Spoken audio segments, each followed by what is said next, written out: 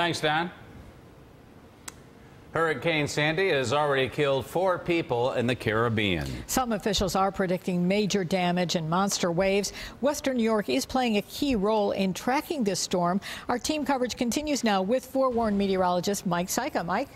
Thank you, Jackie. You know, we talk about storms daily. Some are weak, some are strong, but it's not too often that all the elements come together to produce a mega storm. Potentially, that is what some of the East will be dealing with next week. You've heard all the banter about a big megastorm. It's hard to believe. Today we're dealing with record warmth. But well over 1,000 miles away, Hurricane Sandy just plowed through Cuba. That's where the problem lies. The daily weather balloon launch that takes place here in Buffalo will play a big role in forecasting this storm. We're one of about 100 sites nationally. It's the meat and potatoes of the forecast process.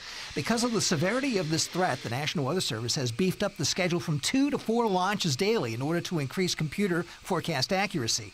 That's why I came out to the airport earlier today.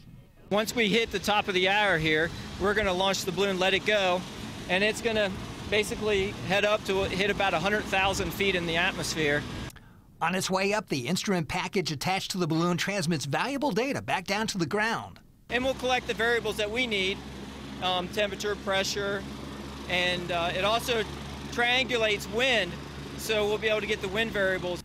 From there, it's sent to the IBM supercomputers outside of Washington, D.C. These computers perform almost 70 trillion calculations per second. All the weather data that we have available goes into what are called computer models. So the beauty of having a weather balloon is it gives us rather than just data at the surface, it gives us a 3-dimensional depiction of what's going on. As the storm moves toward the northeast, there's a great deal of uncertainty. Of course, the forewarned team will closely track its progress for you because we could see some of its effects here. Depending on the track of the storm and how cold air is drawn into it, there exists a possibility of some snow, at least on the highest hills, but that's not it. We're also concerned about the possibility of heavy rain producing some possible flooding on the area rivers. There will be an extra 586 weather balloon soundings for this weather event. In order to put the storm in perspective, the high seas forecast off the New England coast is for average waves of 20 to 30 feet. Mike Sika, News 4 at 5. Wow, that's a lot.